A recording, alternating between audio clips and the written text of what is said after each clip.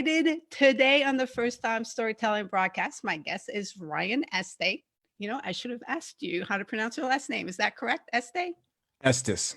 There's an Estes. S on the end. Estes.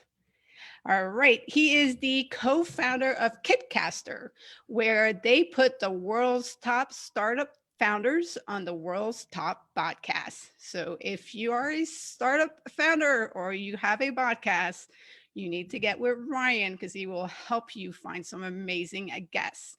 But today, Ryan is here to share the story of his first time trying Brazilian Jiu Jitsu. Welcome to the show, Ryan. Oh, Anne, I'm so happy to be here. I really appreciate it. All right, yay. So let's start with, because some people might not know what it is. What is Brazilian Jiu Jitsu? All right. Brazilian Jiu-Jitsu is a style of martial arts, and it kind of differentiates itself by being a grappling art. So for folks that might not know much about martial arts, they probably heard of Kung Fu or they've heard of karate. And both of those styles are striking styles, basically using your hands and feet, your knees and your elbows to do damage on your opponent standing up. So Brazilian Jiu-Jitsu is a grappling art, which means everything takes place on the ground. So once you're on the ground in a struggle of, submissions or pins, this is where you practice Brazilian Jiu-Jitsu. All right. Thank you. That was a very thorough explanation. Okay, now, so we're going to be talking about your first time doing it. So how did you get introduced to it? So I've been kind of, I was a wrestler as a kid and I studied martial arts. I'm a big meditator, the Eastern traditions, and particularly the esoteric contemplative traditions, have always been really important to me. And martial arts were always really important to me. But how were you introduced to them? Like, how did they come? Was it Jet Li? Is that his name? Bruce Lee. Bruce Lee, Jet Li. No, Jet Li's awesome too. Jet Li's awesome too. Oh yeah, like for sure. Big fan, or like, how did that even like come into your world? Yeah, totally. Bruce Lee, absolutely. But then shortly thereafter, there was Steven Seagal, and he did Aikido, and his movies were amazing. And then there was Jean-Claude Van Damme, and he could do the splits over like two pillars. That was amazing, So yeah, through Hollywood, it's like, oh man, this is so cool. But also there was like this kind of feeling that they had some like secret touch, like there's the touch of death. And like, if you learn these pressure point techniques and things, then you'll have some kind of like crazy advantage over people. So yeah, as a kid watching movies, I love that stuff. That's awesome. Yeah. So, in my 20s and 30s, I was a musician and played guitar and sang and those kind of things. And so kind of this study of fighting and violence, if you will, kind of went to the side, mostly because I was concerned that it would damage my hands. And I wanted to be able to, I'm a fingerstyle guitar player. So I didn't want to potentially damage my hands. So it just kind of set in the back burner. Meanwhile, the UFC is really taking off. And I, became a really big fan of the UFC. And in the UFC, mixed martial arts, they're using different styles. But really the basis, or a foundational basis of mixed martial arts, is Brazilian Jiu-Jitsu. Usually fighters will mix Brazilian Jiu-Jitsu with wrestling and then some kind of standing striking, if that's, Muay Thai or karate or something like that. There's a blend in there. And so the Jiu-Jitsu aspect, because it's so effective, it just had a gravity that I really kind of fell in orbit of, I suppose. All right. So the attraction is there. It's been calling you, and now what made you decide I'm going to do it? I'm going to try it for the first time. Where you walked into your first dojo? Yeah, you could say dojo.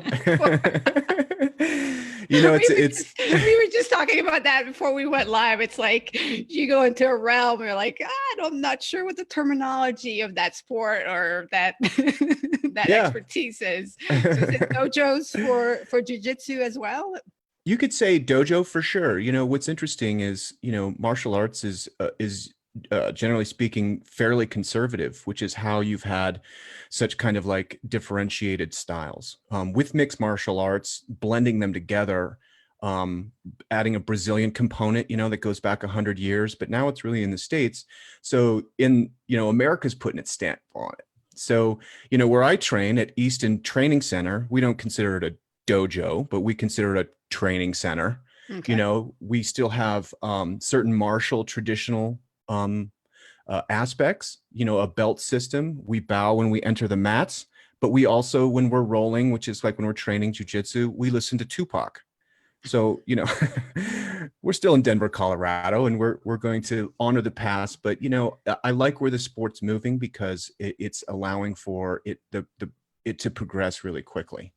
So yeah, the stage is set. I am excited about jujitsu, and I start looking around for schools. A buddy of mine also, you know, was interested. He was kind of contemplating becoming an MMA fighter. You know, really training.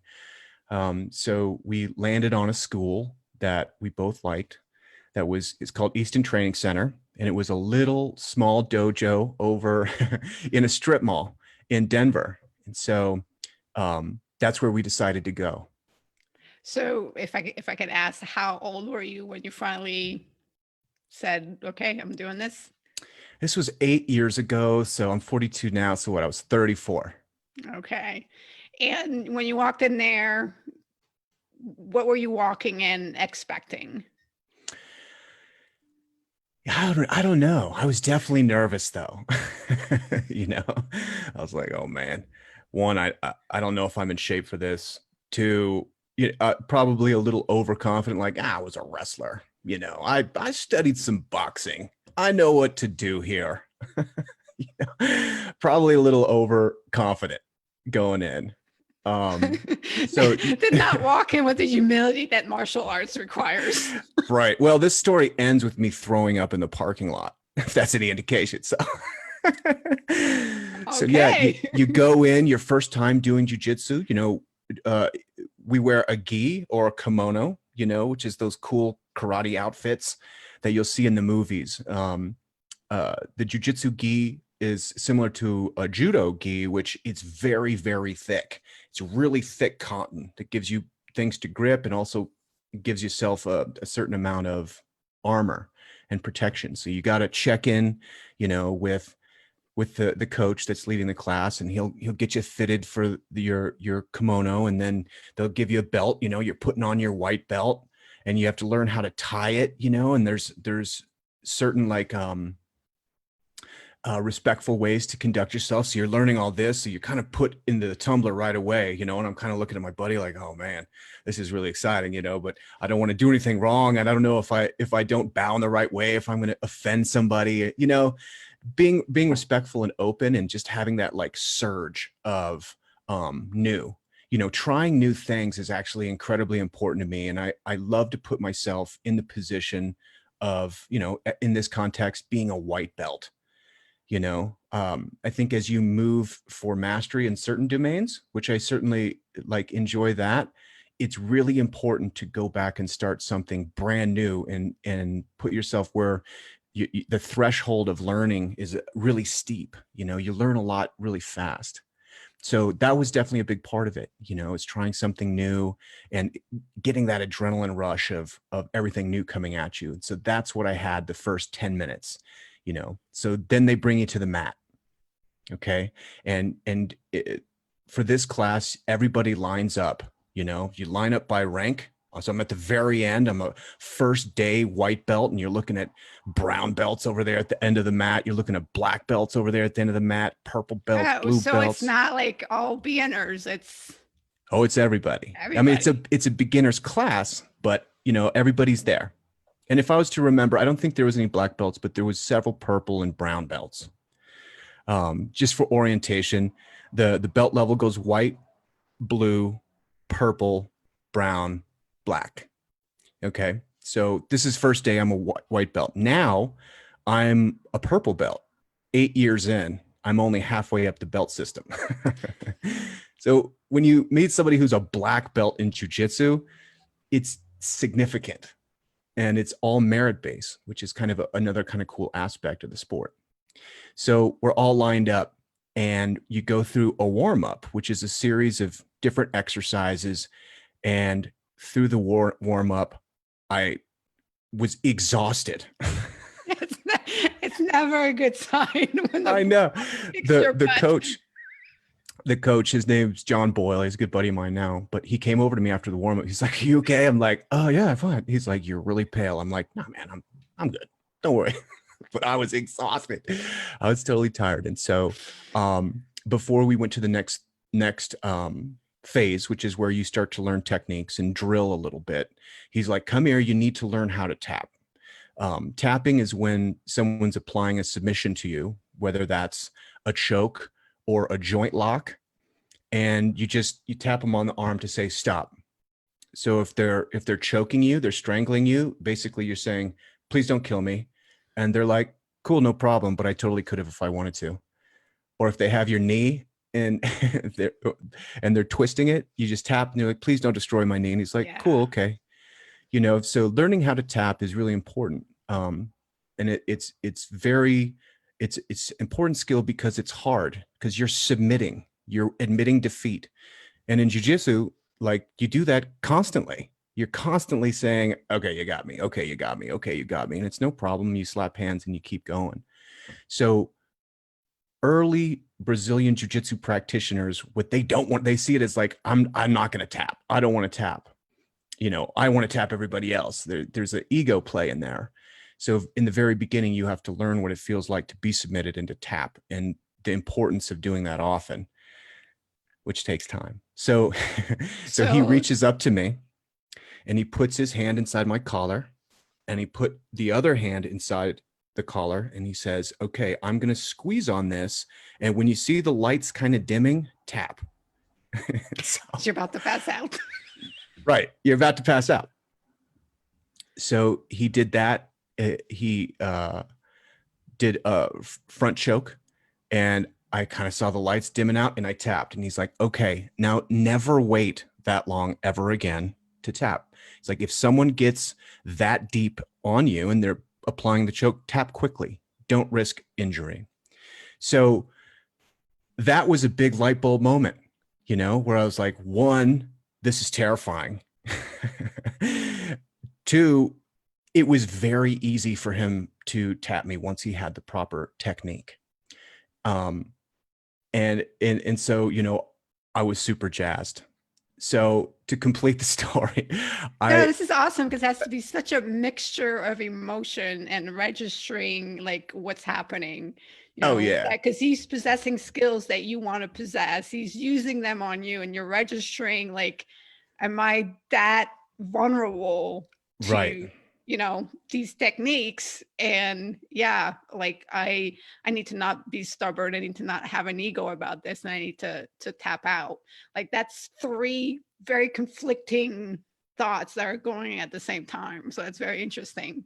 Yeah, your mind's racing emotionally. You're all over the place, and then you realize, or I realized, like, my body is just kind of a flailing, uncontrolled thing. It's just a mess, especially when we started drilling techniques. And what happens is you start reaching across the median of your body like this with your arms and legs, and that, I've come to find out, is a real skill.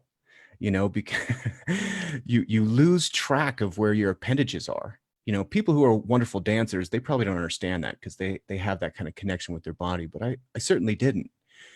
So as I'm starting to practice techniques, I'm getting really confused and tied up, and I don't know what's happening. So I made kind of a classic rookie mistake. On the first day we start drilling, I start going full Hulk mode. Mm. So instead of trying to work the technique, I get frustrated and I just start muscling it. I'm a wrestler. I can pin this guy, like, brah, using all my strength. And the guys I was rolling with, they're sweet and compassionate. So they knew how to, they knew how to deal with that gently. Yeah. What you were going through, what you're trying to prove.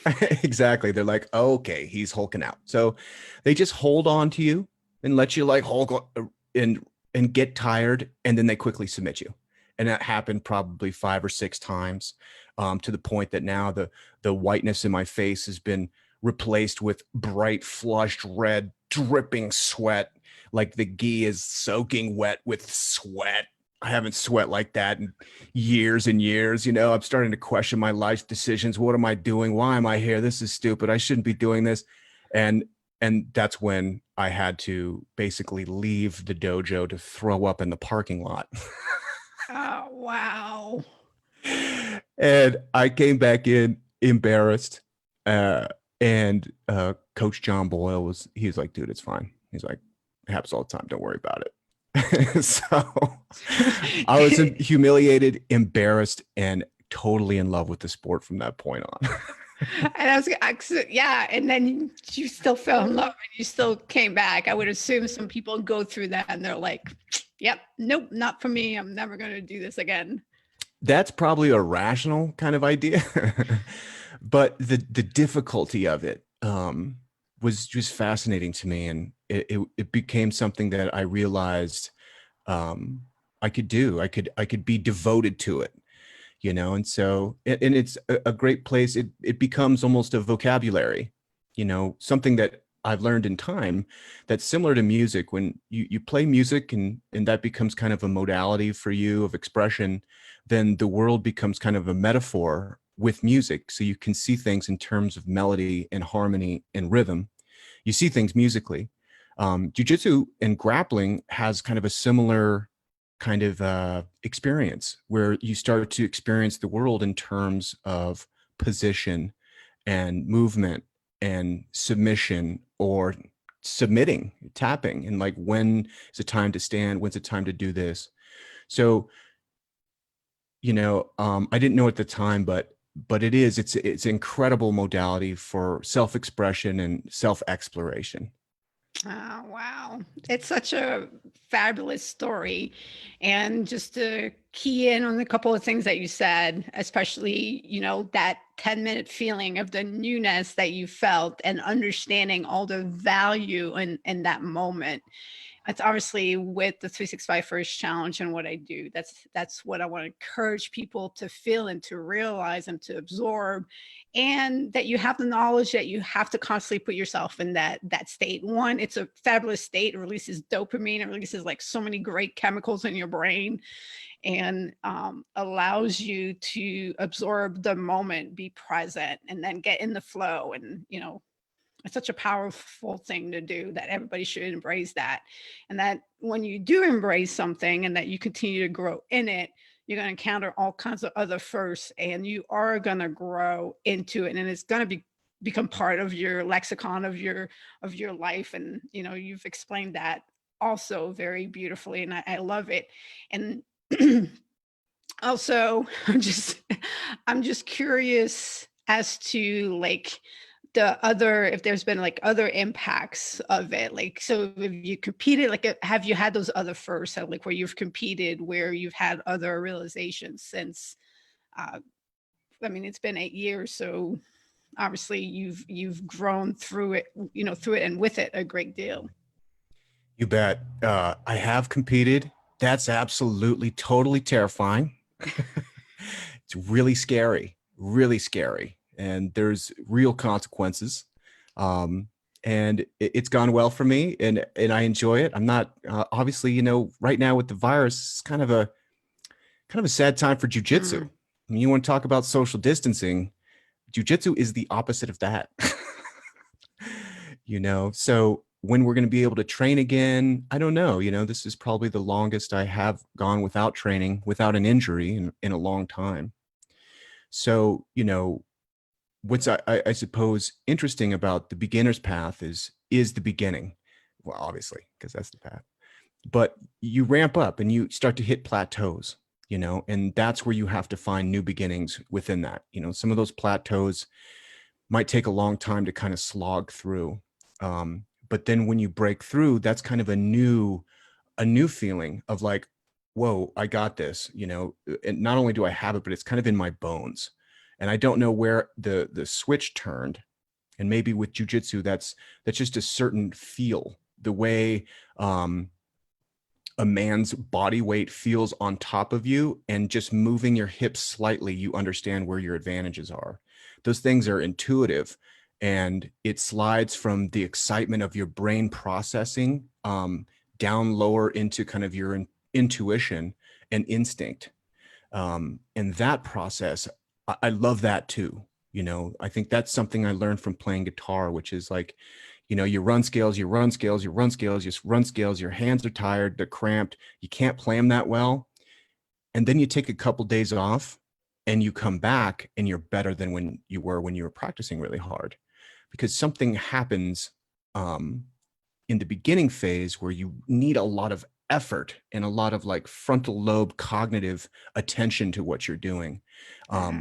And when you go ahead, sorry. Sorry. And they say it's when you take a break, it's when you sleep that your brain actually goes ahead and does the learning. Like what you were saying, as far as like the drills and going to sleep, stepping away from it. Now your brain has absorbed it, put it into application, and you go back and it's there. And Yeah. it's how incredible our brains are. And that if you learn and have that knowledge of it, you can really you can expedite becoming a master at something, leveraging how your brain works and the chemical that it uses to do Yeah. that embedding. Yeah. And I love that you brought up sleep. I mean, because this is a total mystery. Nobody has any idea why it works like this.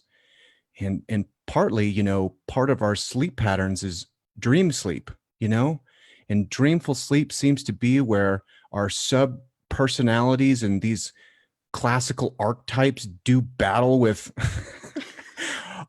our behavior and our environment, and it all coalesces into sometimes these really positive outcomes that might be moving towards mastery in something that you just began. It's total mystery, you know, Yeah.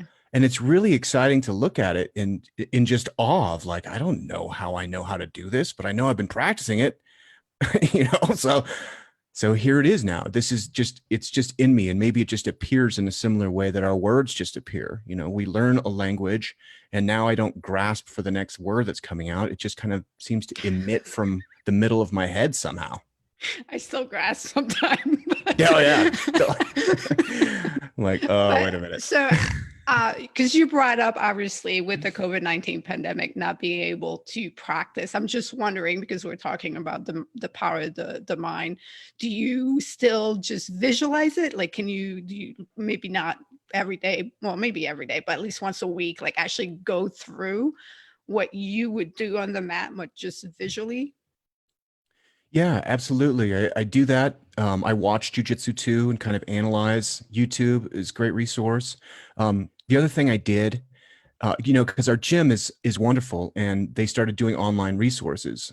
Some people, if you had a roommate or a spouse or a partner that also trains jujitsu, then you can do the little jujitsu in the living room, you That's know. good. But Did you bring your wife to the mat?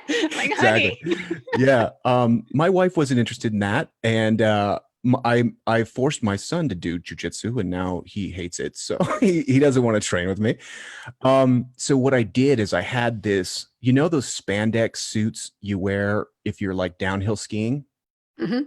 Well, I had one of those. Okay. So I filled that up with towels and pillows. And then I wrapped another jujitsu gi around it. So I had this headless person-sized jujitsu doll. I love it. And I was practicing with that, much to the horror of the rest of my family. They'll probably blackmail me with videos of that, but I would like to see it. that was really fun for a while, you know. And then it started bumming me out because it's like this jujitsu doll doesn't fight back. so, so I took the towels and the pillows out of that, and now I'm just kind of patiently waiting to go back. But it did create an opportunity for me to try a different art and become a beginner in Muay Thai. You know, our gym also has Muay Thai classes, and I've done boxing and kickboxing in the past. And I decided to transfer over to that because the online courses were a little bit more conducive. So I get to be a beginner again in Muay Thai under these weird circumstances. So it was a decent trade. Oh, awesome. Well, I love I love how you explore and you make the best out of things. That's really great. We're doing the best we can over here. Yeah. I still have this image of this weird dummy that It was disconcerting. I mean, because it was a size of a man with no head. that's perfect. Oh man, it's been a great story. I've loved it. All right. So it's okay with you. We'll switch over and we'll play the first time lightning round. Let's do it. Learn some more about you. I already have, like, I made my list, and it's funny because well, I'll tell you when I get to it. Anyways, the way the first time lightning round works is that I will give you some first time options. If it's something you've done before, you say up or I've done it. So if you're on the app, you would swipe up. And if it's something you've never done, not interested, we go left. And if it's something you've never done, would like to do, then we go right and we would add it to your list. Okay, Ready so to roll? up is would do, Have done it. have done up. Right, would do. Yep. Left, wouldn't Never, do. yep, never done, don't want to Okay. do. Okay. All right. First one, a volunteer at a food pantry. Done that. Done that. We go up. What was your first time like? Volunteering in a food pantry, I was really young, you know. I don't remember it so well. My family volunteers with Volunteers of America regularly. So it's been really fun kind of learning and seeing our kids kind of contribute and kind of Ah, and do some that's- volunteering. It's really awesome. Yeah. Okay. Take a survival course. A survival course. I would definitely do that. Yes. Yes, add that to the list. Big fan Sure. of Naked and Afraid. There's some surprises on that show. Like I know. you can never tell who's gonna make it and who's not gonna make it. So true. Okay. Drive a tractor. I've drove a tractor. Absolutely. Done that. Play lacrosse. I played lacrosse. I did. Okay. Get a deep tissue massage. Oh, every chance I can get. I figured that. Do you remember your first one? Oh man. I do. I injured my back playing football in high school. And I went to some kind of masochist massage therapist that made it worse. Oh man. But then I went to chiropractor and totally fixed it. I was stunned. Oh, so yeah, they're my first true deep tissue massage. I had never experienced so much pain in my life. And obviously the release was incredible. It just took a couple of days for it to happen. It was funny because the person came to my house and did it, and I was yelling and I was screaming and I'm crying, and my dog is like, "What am I supposed to be like? What am I supposed to do with this person?" Yeah. That's funny. Or when they hit your feet, Ah, that's like hallucinating kind of pain where you're like, I think you're breaking it. yeah. And he would always say, "It's like, Anne, you have to do more of these so they don't hurt as much." And you're like, "No, like." I'm not buying the punch card, bro, but I'll see you in 6 months. Okay. How about that? I remember because this was when I was bodybuilding, and he had put my elbow, and he's like, and it would only go to here, and he's like, that should reach all the way to your ear. He's like, you're losing your mobility. I'm like, oh, that's fine. I'm good with that. Like, can you play some new age music and light a candle, please? Like, this is getting too intense. You're hating the person that's trying to help you. Yeah, totally. Suddenly you're on the same par with like dentistry to me. Like I wanted to enjoy this. What's happened? Exactly. All right. Pick wild berries.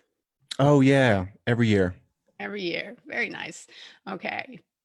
This is the one I had a feeling that you played an instrument. I don't know why, but like, I didn't know which one, but I decided to throw one on the list. All right. So it's play the saxophone. Let me see. Yep. I started in 4th grade. I right. So let's get into this. Saxophone, guitar. What all instruments do you play or have you played? I probably really only have proficiency in guitar and singing, but I've kind of dabbled around with everything, Ah, over the years. that's awesome. Okay, write a speech. Ooh, hmm. I need to learn how to write a speech. Public speaking is probably one of my biggest fears. Really? I have a real hard time with it. Yeah, Ah, yeah. okay, I'm really surprised by that. If I have a guitar in my hand and I can sing a song, super confident. Without that, feel totally naked and just terrified. That's fascinating because you're so used to talking to people and interviewing in the podcast and being in front of people, and but you're not ready to be naked and unafraid on a stage just yet. Oh God, no. I getting chills thinking the last time I was presenting and all those eyes staring at me. It's horrible. Ah, very interesting. Would not have thought that. Okay. Invest in stocks. Yes, absolutely. I could Invest. use more education there, but I do like to invest in companies I believe in. That was your first investment in. Compact computers in sixth grade. Oh, well done. Yeah, we there was like a mock stock market game that I played in middle school that kind of got me going, and at one point I was like fifth in the nation at that game. Luckily, because I'd purchased compact computers right before they were acquired. Oh, that's I really was like, great. whoa, yeah, it's fun. Oh, that's great. Okay, final one. Bake a dessert from scratch. Oh So, yeah, oh yeah. oh yeah. So you like to bake then? I do. I actually was validating a cookie company called Poppin' Cookies. And the entire idea of the cookie company was it was a subscription that sent you text messages um, to basically pepper you with spam in order to get you to buy cookies.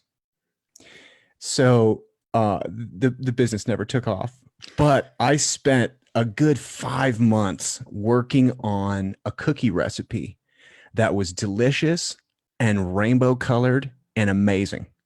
So, And this is your original recipe.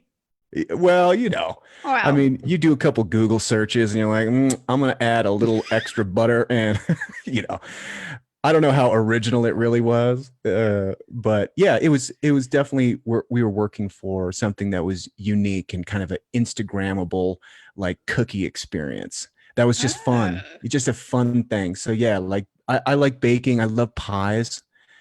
I'm trying to stay off the carbs, being locked up at home, that yeah. refrigerator and that bread box starts talking to me and I lose power to control myself. So you got to be careful, but I do like baking. Okay, so I'm curious during this 5 months of making the ultimate cookie, did the family get to the point where they're like, we don't want to eat any more cookies? Or they were still like, bring it, Dad? Yeah, they were getting bored with it. Like, what do you think about this one? Lemon glaze? Do you like that? Well, out of 10, what is it? 9 or 10? They're like 7. I'm like, what? That's 10. Yeah, they got over it. Give them Also, little surveys, little comment cards. yeah. Also, if people are considering cookie business, it's really hard to get someone to pay $20 for cookies. So, that price point doesn't work. I found out the hard way. It's really great. All right, so moving on to today's first time story prompt. Today's prompt is first professional. Keep having a hard time saying that word. First professional development course. First professional development course. Um, I did online university with CSU when I had a job. This is maybe 15 years ago that I absolutely hated. I hated my boss. I hated this job. I hated that I was stuck and that I had, this is, I guess, before I had kids and into having kids. Yeah, it's probably 12 years ago. And, I was like, well, maybe I need to go back to school. get recertified, figure out how it's some other place that I can work. And I took an online leadership course that was not in particularly like task oriented, but more about like historical use of leadership and different techniques and different coercion models and how that works, which opened my eyes really to that the kind of leadership that I was kind of struggling under, which was kind of uh, Mhm. non-benevolent dictator type tyranny that I didn't like. But I saw that in particularly with business, there's different leadership styles, and because I was able to kind of study that just in one class, it changed everything for me. I was like, oh, I don't need to go back to school. I just need to quit this job, you know. So I started my own business. It's like, I want to lead in a different way, one that's hopefully better than some of the Yeah. experiences I've had. So that was my Oh, first. that's awesome though, but that's perfect how one time, one first shifted everything for you. Yeah, I'm a massive action kind of person. So I move really fast, um, really quick. So once it like sparks to me, I have very clear alignment and vision. I move. I'm exactly the same way. And Yeah. and usually I don't well, I've gotten wiser. I've done a lot of moves where I was definitely going head first and the landing was not very good. Yeah. So I still do the same thing, but I'm a little smarter and wiser about my leaps. But Me it's still too. I me. would love to hear some of your war stories. 6 months into a cookie company for text messaging is ridiculous. What am I doing? But so worth trying. So Yeah. that's the one there's nothing that I ever regret leaping into. Even if it cost a lot of money, if it led to failure, it was still an experience and it still had value to it for sure. So Absolutely. yeah. Absolutely. Totally. My I, first professional development course was so I my first career, I grew up in the Marine Corps. So there's a lot of, you have to go to a lot of leadership schools and all of that. But the first one that was like outside of the Marine Corps, I worked for, for a guy. He was determined. So we were doing cybersecurity for the deployed network. So our job was to keep the deployed networks secure. We built firewalls and did all of that good stuff. And I was the deputy. So it's not like I was going to be working on the equipment but obviously I need to have a good foundational knowledge of everything. And my boss was determined that everybody was going to get CISSP certified, which is an insane test. So he sent me to this boot camp. It's like a 1 week long boot camp, and then you took the test at the end. And I love to learn. I hate tests. I suck at tests. yeah. like Tell me about it. I can't I my first like SAT score was it's like beyond embarrassingly like low.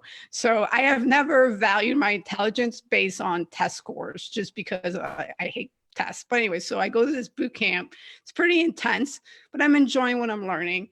And then took the time for the tests came and I failed by a couple of points. I was really ticked off because it was just a couple of points.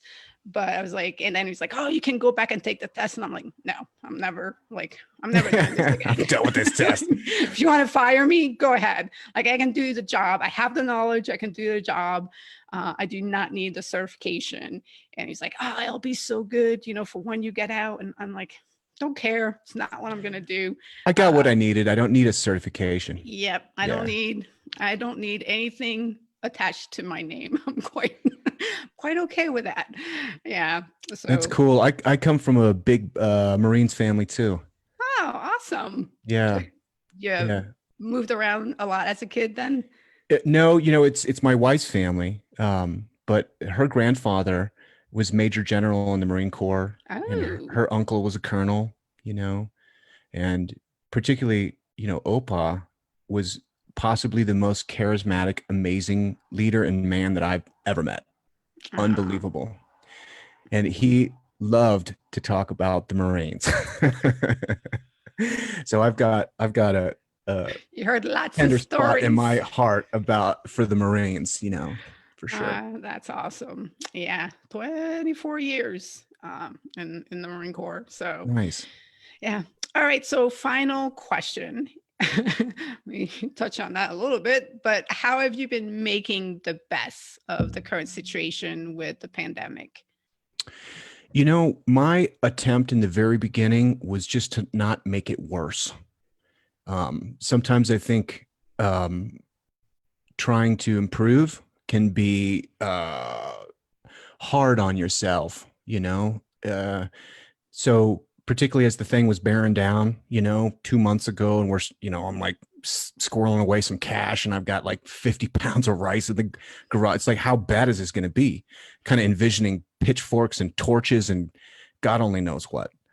Um, so when I started thinking about it, and emotions are high, both for me, for my wife, for my kids, for my parents. It became stressful, obviously, for all of us. So, the conversations that my wife and I had was, how do we not make this worse? And sometimes that's the best you got. But that's because the capacity we have to make things worse is extraordinary. So it's kind of a Buddhist principle of de-escalation. So a lot of times I'm trying to step back a bit, just one level. So if I'm mad, maybe I'll, instead of like screaming, maybe I'll just reprimand. If I feel like reprimanding, maybe I'll just have a conversation. Like, I'm just trying to slide down in intensity. So, I think we've done really well of not making it worse. Starting there and finding some appreciation of what this time has given us, which is a lot of like time that's been dear and close to our family, and we've gotten along really well, without too much ambitions of like using it for a starting point, or trying to give it too much thought, I guess. Oh, well, that is really good. You. It's a very smart approach, and I love how you stated that, because it's true. Human nature actually is to default towards making things worse instead of better, and Yeah, um, as much as people don't use their imagination for good, they certainly can do a very good job using imagination for not such good things. So having that yeah. self-awareness and to do so as a family is a fabulous thing to do. And then clearly you still got creative with how to make the best of the situation as the dummy came out to to do jujitsu with you. Yeah, I plus, emotions are confusing sometimes, and it's like, maybe, my kids are looking at me and they're mad. They're mad at dad, but maybe they're just tired, and maybe they ate too much sugar the day before, or it's hard to pin down, what's really going on, what are the real motivations. So, I feel like we're all under such stressful times, and the best we could do for ourselves is like pull the ambition down a little bit, kind of hunker up, and don't make it worse. Yeah. And pause and think, like pause. And it's something as time has gone by that I've definitely applied to my life, is to always take the time to pause, assess, know exactly how I feel, why I feel this way. Is this how I want to feel? And then Yeah, checks before something comes out of my mouth, and I act or react. I don't like at all being reactive. I like being proactive, and yeah, at a minimum I will act, but I avoid react zones as much as possible, I because like that. yeah, that never leads to anything good. I like that. I agree. I agree. And I like to look at myself first. If I start feeling like something's wrong with other people, I'm like, how much caffeine have you had today, Ryan? Is that your fifth cup of coffee? Could it be that you're a little strung out on coffee, and that's flavoring your emotional experience? Could be that. So Yeah, go yeah. drink some water, man. it's one so it's one of the things I've been trying to do, is the intermittent fasting. Oh yeah. And because I understand, because of the science behind this, as the renewal of your cells and all, all of that good stuff. But the bottom line is, if I go too long without food, I'm just a horrible person. So, Hangry. It's a thing. get very angry. And Yeah. as much as I put the different things in place to, manage that and work around it, and people talk about how amazing it is, and it's so, it's like, oh, after a few weeks, you're like, no, after a few weeks, it's getting even worse. And so I had to just say, like, stop. But I hate not successfully do something. So it's been like very conflicting. You just set during your time lower, and don't go for 2 p.m. Go for 11 a.m. Yeah, Easy on yourself. it's something that I've been working on.